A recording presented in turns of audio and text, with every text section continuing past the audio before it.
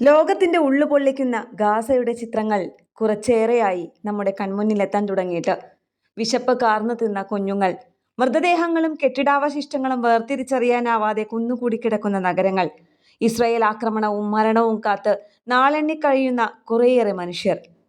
മാനവരാശി കണ്ട ഏറ്റവും വലിയ യുദ്ധങ്ങളിൽ ഒന്നായ ഗാസ യുദ്ധത്തിന് ഇന്ന് 2 ആണ്ട് തികയുകയാണ്. 2023 ഒക്ടോബർ 7 ഹമാസ് നടത്തിയ മിന്നൽ ആക്രമണത്തോടെയാണ് ഗാസ യുദ്ധം ആരംഭിക്കുന്നത്.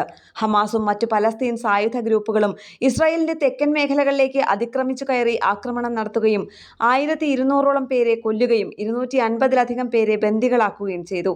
ഇതിന് മറുപടിയായി ഇസ്രായേൽ പ്രഖ്യാപിച്ച സൈനിക നടപടികളാണ് കഴിഞ്ഞ 2 വർഷമായി തുടരുന്നത്. കനത്ത വ്യോമാക്രമണങ്ങൾക്ക് ശേഷം ഇസ്രായേൽ സൈന്യം കരമാർഗം ഗാസ മുനമ്പിലേക്ക് പ്രവേശിച്ചു.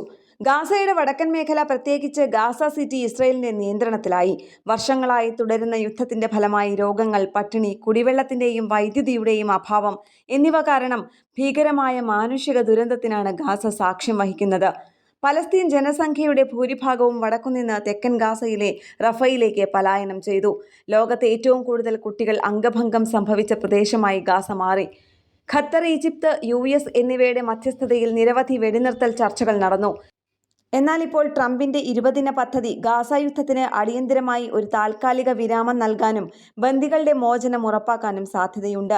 എന്നിരുന്നാലും ഹമാസിനെ പൂർണ്ണമായി പുറത്താക്കുകയും പലസ്തീൻ പ്രശ്നത്തിന്റെ രാഷ്ട്രീയപരമായ പരിഹാരം കണ്ടെത്തുകയും ചെയ്യാത്ത പക്ഷം ഈ പദ്ധതിക്ക് ഗാസയിലെ ശാശ്വതമായ പരിഹാരം നൽകാൻ കഴിയില്ല. മേഖലയിലെ സമാധാനം ഇരുപക്ഷത്തിന്റെയും വിട്ടുവീഴ്ച മനോഭാവത്തെയും അന്താരാഷ്ട്ര സമൂഹത്തിന്റെ ശക്തമായ ഇടപെടലിനെയും ആശ്രയിച്ചിരിക്കും. ഗാസയുടെ യുദ്ധാനന്തര ഭരണം, പുനർനിർമ്മാണം, ശേഷിക്കുന്ന ബന്ദികളുടെ മോചനം തുടങ്ങിയ കാര്യങ്ങളിൽ ഇസ്രായേൽ സർക്കാരിനുള്ളിൽ പോലും അഭിപ്രായ വ്യത്യാസങ്ങൾ നിലനിൽക്കുന്നു. നിലവിലെ സ്ഥിതി അനുസരിച്ച് സംഘർഷം ഇപ്പോഴും തുടരുകയാണ്. പതിറ്റാണ്ടുകൾ പഴക്കമുള്ള ഇസ്രായേൽ പലസ്തീൻ പ്രശ്നത്തിന് രാഷ്ട്രീയ പരിഹാരം കാണാതെ ഗാസയിൽ ശാശ്വത സമാധാനമുണ്ടാകാനുള്ള സാധ്യത കുറവാണ്.